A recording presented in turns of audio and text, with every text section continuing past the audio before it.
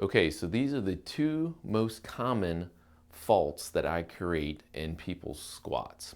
The first one is having your feet too narrow. So a lot of people just, shoulder width is ingrained in them. It's like, it's got to be shoulder width apart, and they kind of go back into the squat. But if you do a simple test where lie down on your back and bring your knees up to your chest, you'll find that most of us, it's more comfortable in a squat position for our legs to be out to the side, so a little wider, and then toes turned out.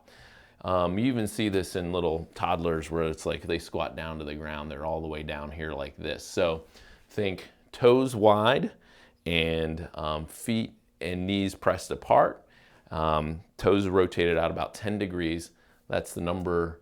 That's one of the first things that I usually end up correcting in somebody's squat. The second thing that I end up correcting is them not controlling the lordosis of their spine. So lordosis means your spine goes in.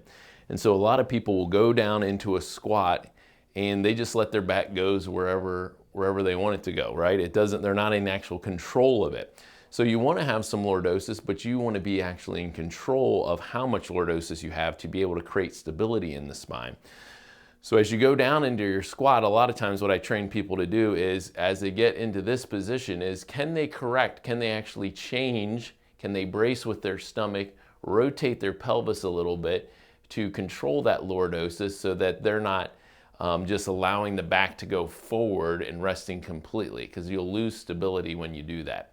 So those are the top two things, right? Being able to have your feet wide enough, and then making sure you actually control the lordosis of your spine when you go down into a squat.